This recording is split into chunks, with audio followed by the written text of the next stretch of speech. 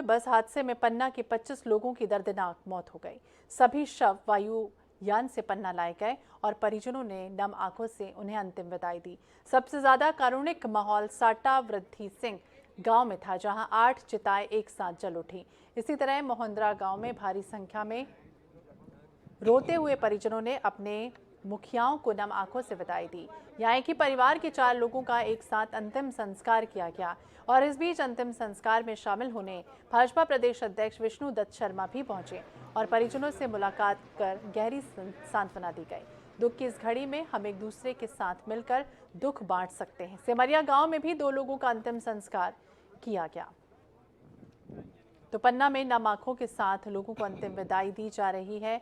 मृत आत्माओं की शांति के लिए प्रार्थनाएं जो है वो की गई। तीर्थयात्रियों की मौतों पर दुख का पहाड़ सभी पर टूट पड़ा।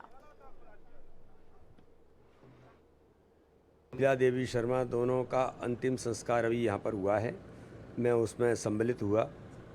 मेरे संसदीय क्षेत्र का गांव है और यहाँ गांव के लोगों से जब उनके अंतिम संस्कार के समय में लोग जो कह रहे थे कि उन्होंने कई यात्राएं और धार्मिक यात्रा पर गांव से लोगों को ले जाना।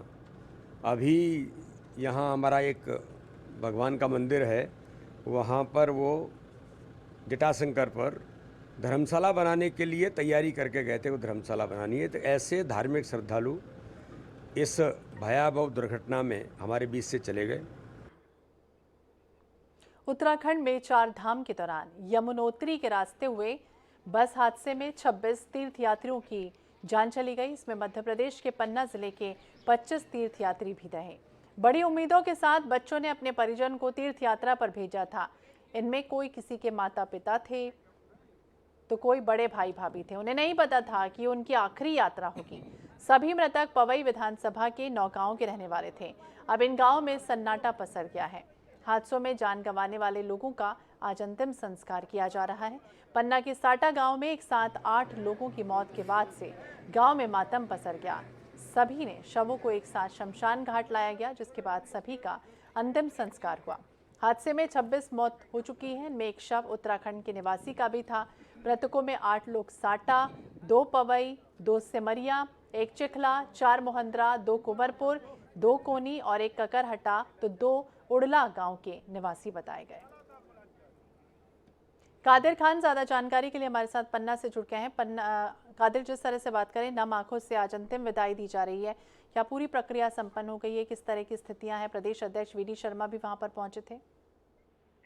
जी बिल्कुल गमगीन माहौल है। शहर पूरे गांव में मातम पसरा है। दरअसल 9 गांव हैं जो प्रभावित हुए हैं। 9 गांव में लोगों से चर्चा हुई, उन्होंने बताया कि चूल्हे नहीं जले हैं। किसी का भाई चला गया, किसी की बुआ चली गई, किसी के दादा चले गए, किसी के पिता चले गए।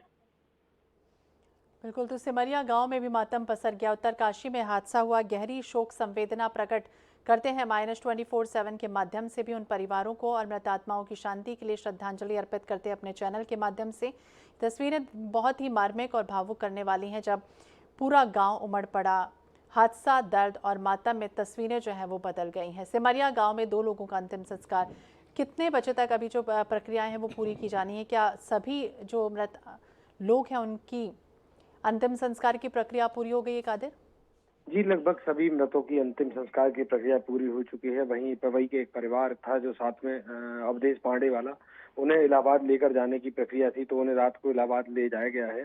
बाकी जो भी शव थे, लगभग जो 25 लोग पन्ना के थे जो मृत हुए हैं, सभी के अंतिम संस्कार हो चुके हैं। और अंतिम संस्कार के दौरान उड़ला ग्राम में जो प्रदेश अध्यक्ष है वीडी शर्मा, वो भी अंत्येष्टि में शामिल हुए और उन्होंने परिजनों का ढाढ़स बधाया है और बताया है कि प्रशासन द्वारा जो भी मदद होगी, मदद की जाएगी।